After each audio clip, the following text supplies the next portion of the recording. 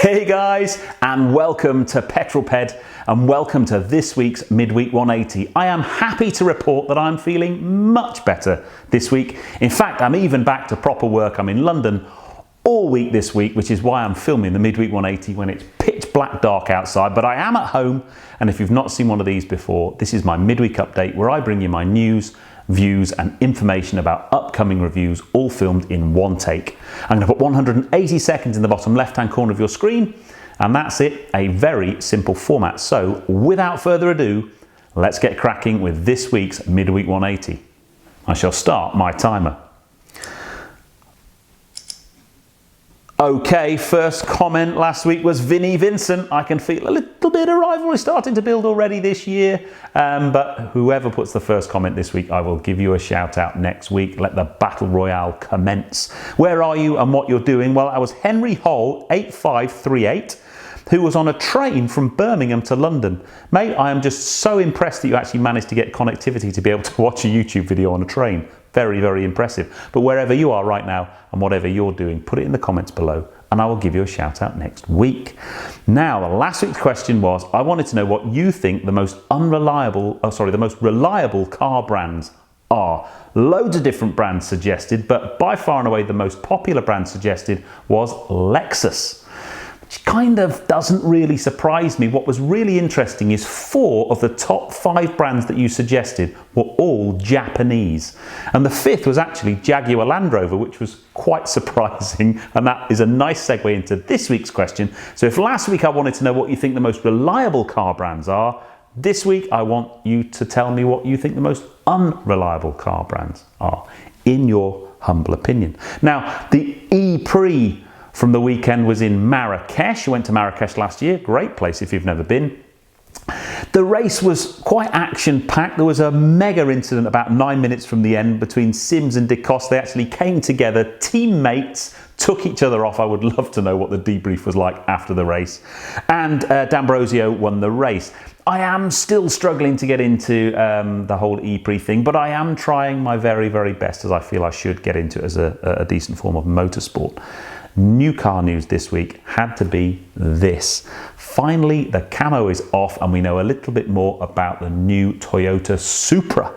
Now, I've never had a Supra, but I have actually had 2 Celicas, and I do really, really love them, but I think there's one thing missing from the new Supra, although the previous gen didn't have it. But where are the pop-up headlights? Come on, Toyota, you should have had pop-up headlights on it, in my humble opinion. But we do know a little bit more about it. It's going to be powered by a 3-litre straight-six turbocharged engine with 335 bhp, 8-speed auto gearbox. We know some pricing as well. It's going to range from 52k up to this version, which is 57k for the A90 limited edition. There's quite a limited run of those. They're all sold out. Interestingly, the guy running the enduro car race team that I'm going to be racing in, Alex from Peak Performance Reviews, has one on order, so hopefully I might get to see that. But it does look exciting.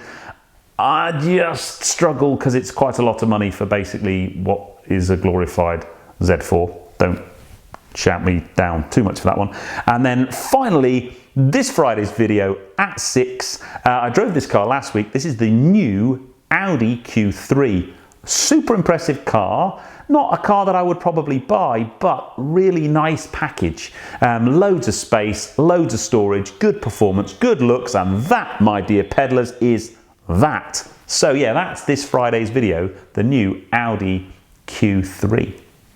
Well, that brings this video to a close. There are 2 updates I want to bring you. First one is just off camera. It's really heavy, but look at this puppy. Now, if you follow me on Facebook or Instagram, you will be getting regular updates of this. I am some 14 hours into my Bugatti Chiron build.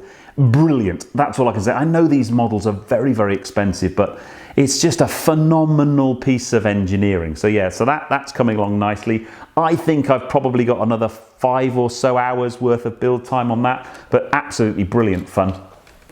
And the other piece of channel news is on Saturday, we pick up the Petrol Pup. So I might well do a collection video.